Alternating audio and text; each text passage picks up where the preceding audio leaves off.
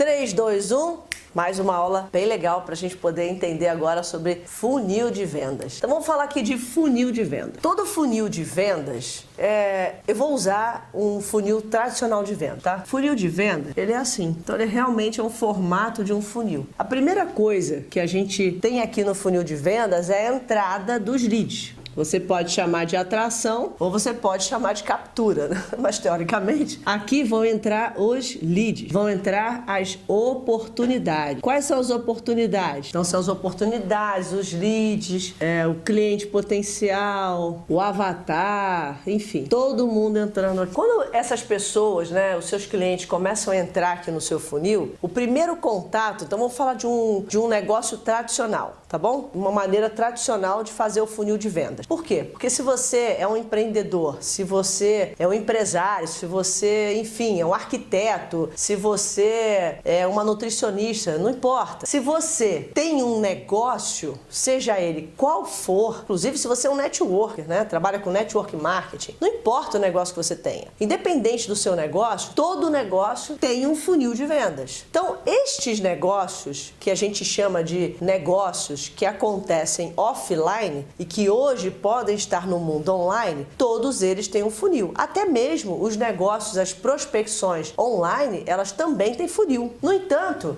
quando a gente fala de funil de vendas, a gente está dizendo o seguinte, que o primeiro contato que você tem aqui é uma abordagem. Então vamos supor que eu tenho uma equipe comercial e entrou uma oportunidade através, por exemplo, que seja do Instagram ou que seja indicado por um cliente ou algum cliente entrou na sua porta, entrou na sua loja, você vai passar primeiro pela abordagem. Dependendo da maneira como você faça esta abordagem, você consegue fazer um aproveitamento maior. Por exemplo, lembra que eu falei aqui do marketing de diferenciação comercial? Então, dependendo da maneira como você aborda essa pessoa, você pode despertar curiosidade, fazer ela ir para o próximo nível. E qual é o próximo nível? Olha que interessante. Você pode abrir a oportunidade. Isso aqui tem muito a ver com o marketing de diferenciação comercial, tá? Tem muito a ver que, na verdade, a maioria dos funis de venda que eu vejo por aí, isso aqui é totalmente desprezado. Mas há 20 anos atrás, quando eu trabalhei na Prudential, foi quando eu entendi que isso aqui não podia faltar em lugar nenhum. Ou seja, lá eles chamavam de averiguação de fatos, né? Ou seja, eu identificava tudo o que o cliente precisava. Então, por exemplo,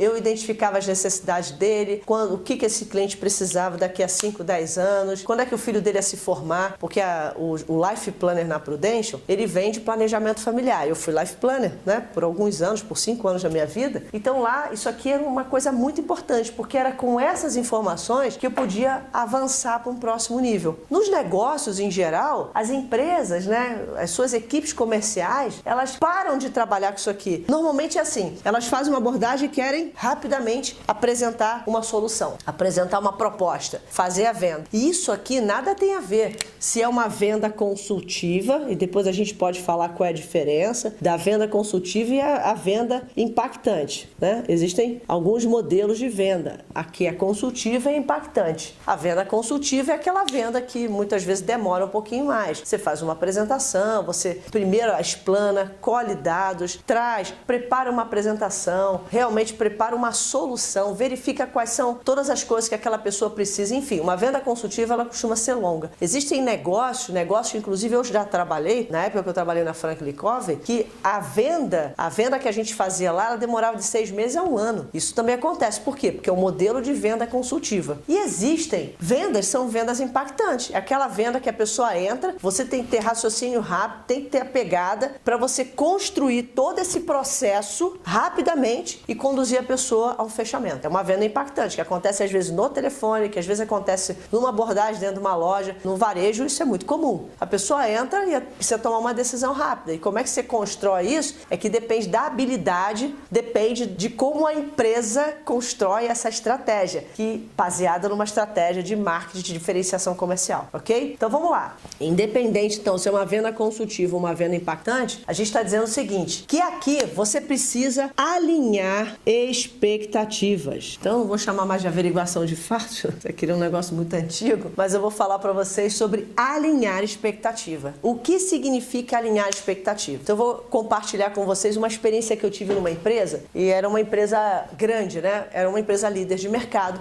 e eu fui chamada para poder aumentar as vendas. Inclusive, as vendas dessa empresa, ela saiu de 850 mil para 1.250.000 num período de 3 meses. E olha só que interessante aconteceu, só para você entender naquela situação. Olha isso, porque realmente foi surpreendente. Quando eu peguei o funil de vendas, eu percebi, acompanhando os vendedores, que no funil de vendas, eles não alinhavam expectativa. Ou seja, eles atendiam, porque a venda era feita toda pelo telefone. Apesar de ser uma venda consultiva, você tinha que criar um rapport com aquele cliente que estava buscando numa ligação e depois dar continuidade ao processo de venda com aquele cliente. Aí eu percebi que, como eles faziam uma campanha, como todo mundo faz no Google, né? Ele investia muito em Google, os clientes que vinham chegando, a gente tanto encontrava os clientes curiosos, né? Uma minoria era curioso, como a gente encontrava o cliente que realmente queria investir nesse tipo de negócio.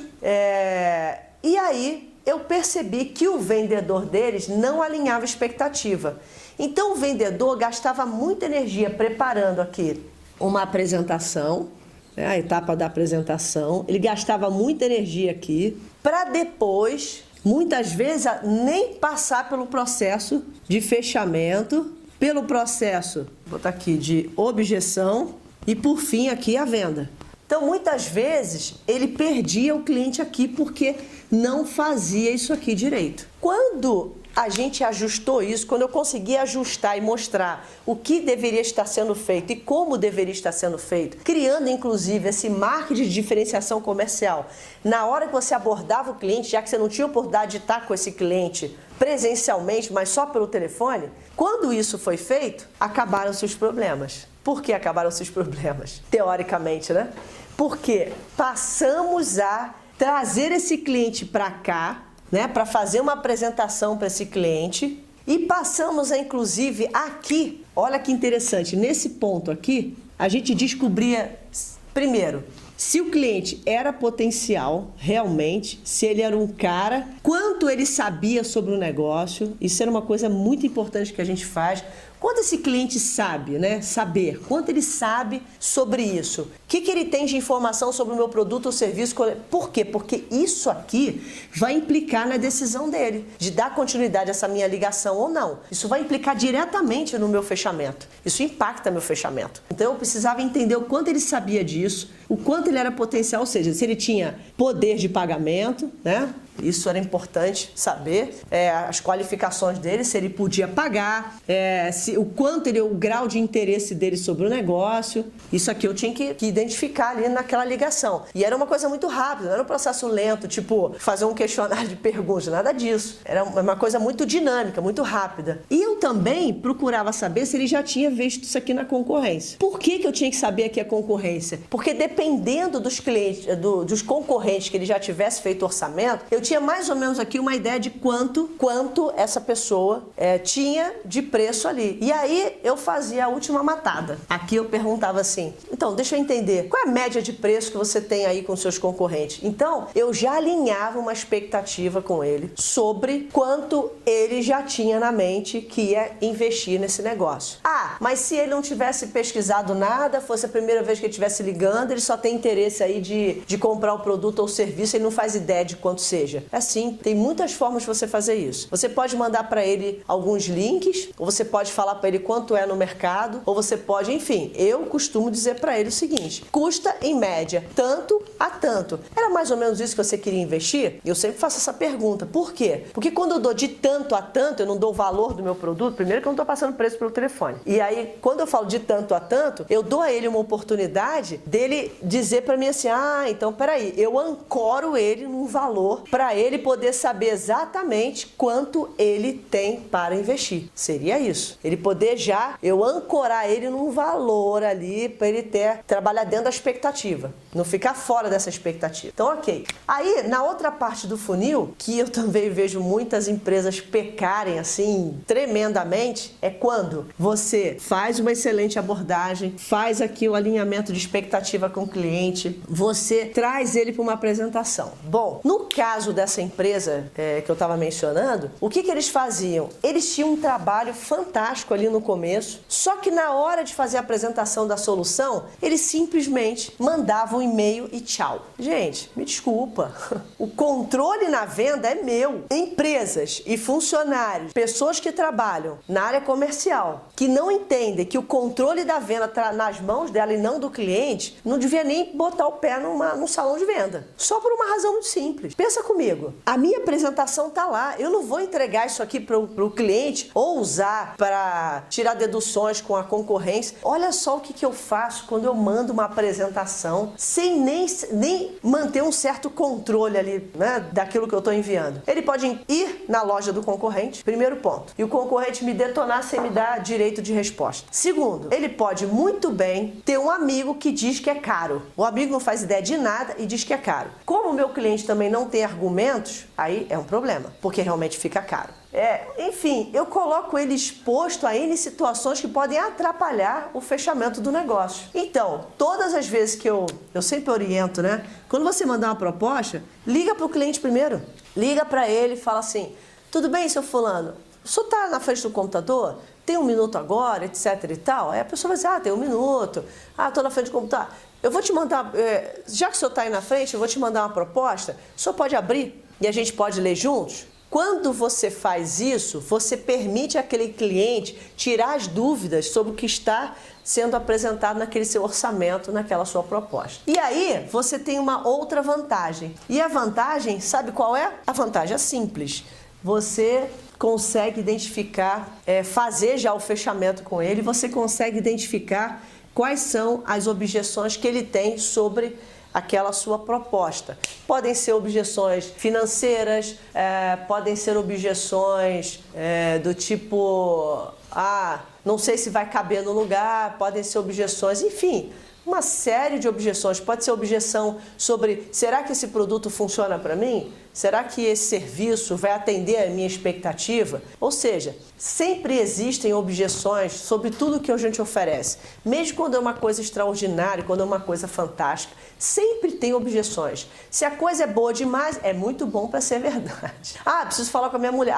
Não tenho certeza se esse negócio dá certo para mim. Isso pode dar certo para os outros, mas não sei se dá certo para mim.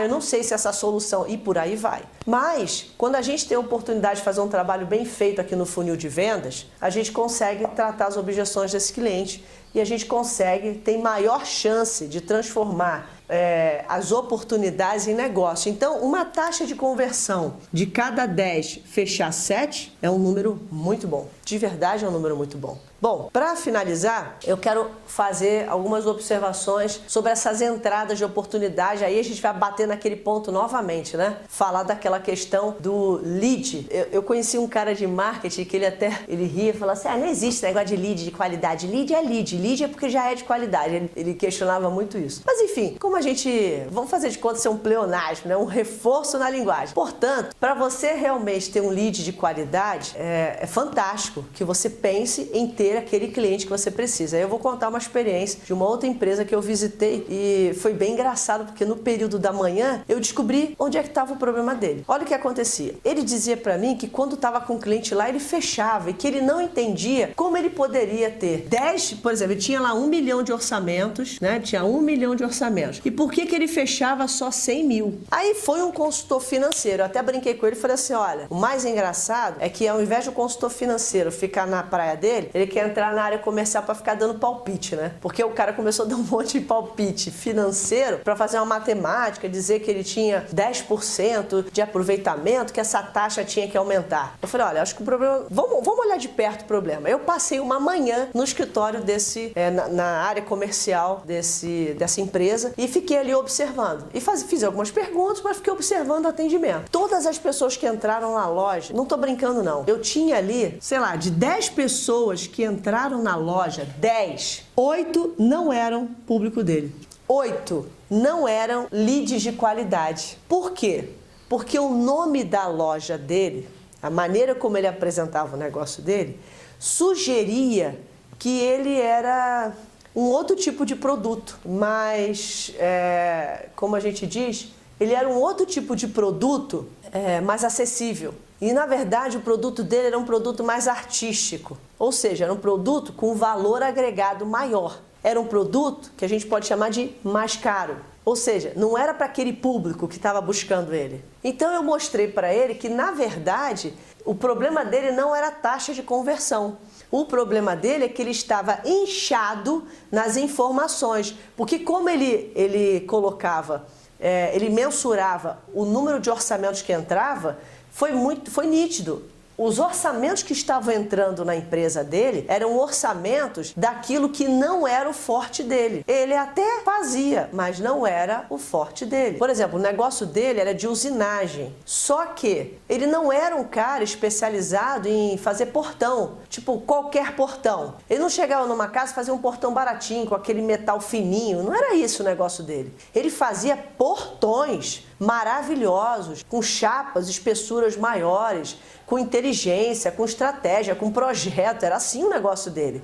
Ele fazia móveis, ele fazia produtos realmente muito bons que não era para aquele público que estava procurando ele. Então a gente precisou fazer um trabalho diferenciado ali. Ou seja, primeiro ele perceber que ele não tinha problema de conversão, porque quando entrava o cliente potencial dele, pelo contrário, ele tinha uma taxa muito alta, ele tinha uma taxa de entre 6 e 7, ele fechava bem. Mas o que ele precisava entender é que aqueles outros que não eram estavam inchando o orçamento dele.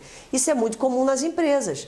Elas às vezes querem mensurar os resultados e começam a captar. Eu tenho tanto de orçamento e tenho tanto de fechamento. Olha a minha conversão. Mas na verdade não percebem que a entrada aqui não é boa.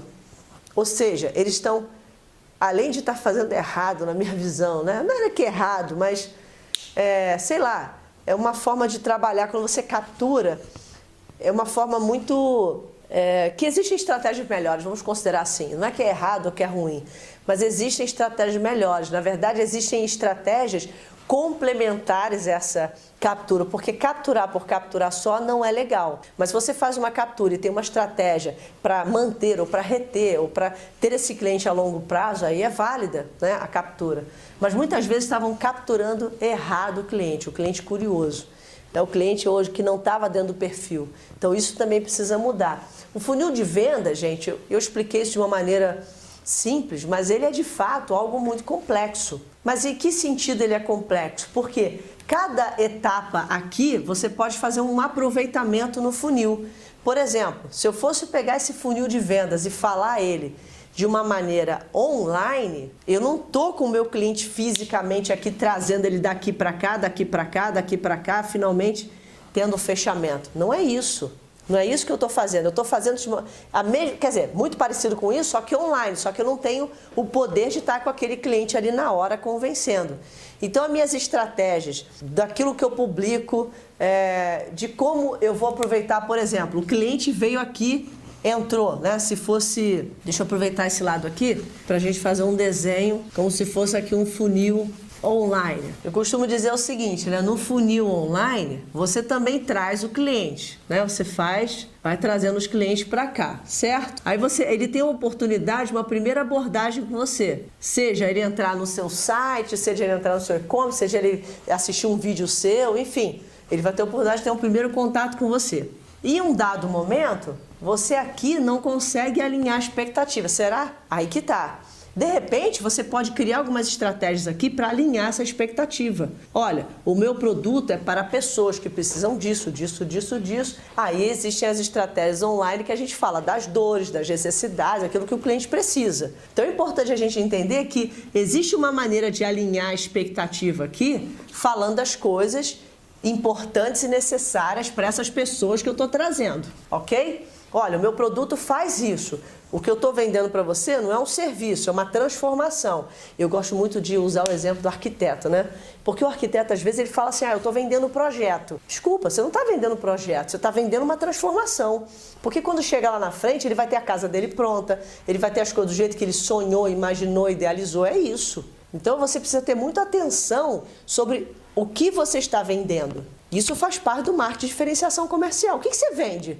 Você vende um serviço? Você vende um serviço de pedreiro, ou seja, eu vou lá e faço a obra. Se você vende serviço de pedreiro, desculpa, mas todo mundo sabe quanto custa a diária de um pedreiro, ou se não sabe, pelo menos alguém perto dele sabe. Ele sabe quanto custa, por exemplo, a hora, a diária, ou quando você fecha um serviço completo, né? Você fecha um pacote lá do serviço lá que ele vai fazer para você, a empreitada, enfim. A questão é, você precisa entender, através do marketing de diferenciação, o que você vende. E você consegue fazer isso tanto no offline quanto no online. A diferença, como eu disse, do online é que no online você vai alinhar a expectativa de uma outra maneira. Mas pode ser que essa pessoa aqui, ela saia por uma torneirinha. Se ela acontecer de sair por essa torneirinha, você, olha que vantagem do online, né?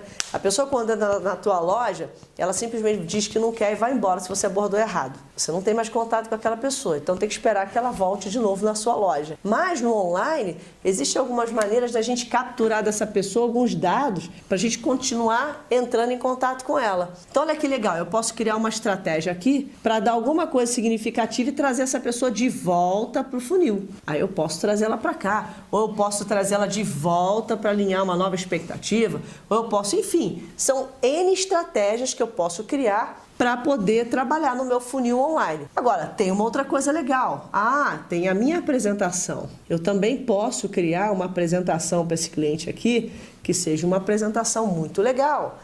Eu posso também aqui entrar no fechamento. É igual, gente. Eu vou entrar no fechamento, eu vou tratar objeções desse cliente, ele vai se tornar um cliente ou não. Aqui no meio do caminho, podem ter torneirinhas? Pode. Ele pode sair? Pode. Muito bom. Aí eu tenho como trazer ele de volta para algum outro ponto aqui do meu funil, ou levar ele para um outro funil. Enfim, as estratégias online me permitem fazer tudo isso. Agora, uma coisa que a gente não pode esquecer, e aí fica uma outra dica, é que muitas vezes a gente olha algumas estratégias online e pensa assim, isso serve para o meu negócio. Aí eu vou dizer uma coisa que 90% dos exemplos que eu vi de pessoas com negócios físicos, né, negócios offline, eu vou chamar assim, que utilizaram recursos online, eu vou dizer para você onde foi que essa pessoa acertou.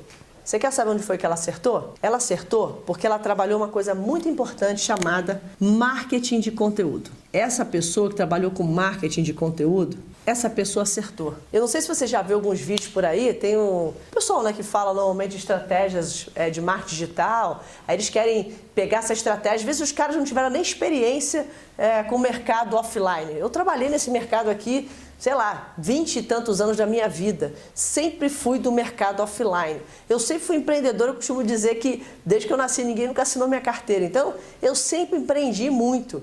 E depois quando eu fui trabalhar em grandes consultorias, fui trabalhar em grandes empresas, eu tive a oportunidade de ajudar essas empresas a crescerem, a aumentarem o faturamento. Então, isso me deu uma gama de experiência muito grande no mercado. Quando chegou o mercado digital, de verdade, que chegou mais forte o mercado digital, isso há 10 anos atrás, né, quando eu costumo dizer que a internet estava mais veloz, era possível você navegar melhor pela internet. Quando isso aconteceu, aí eu comecei a entender que eu precisava mesclar isso aqui, que o online não podia andar separado do offline, nem o offline do online. Isso é tão verdade que até o pessoal do marketing digital começou a perceber que eles tinham que ter algumas estratégias offline para poder pegar esse cliente e trazer eles para eles. Até esses caras entenderam. Se você for olhar a história de todos eles contando, você vai ver. Não, eu faço uma aplicação, o cara fala comigo. Opa, já é offline, já deixou de ser online. Então é muito interessante a gente não deixar se perder pelo mundo digital, achando que tudo é digital, porque tudo não é digital. De verdade, não é digital.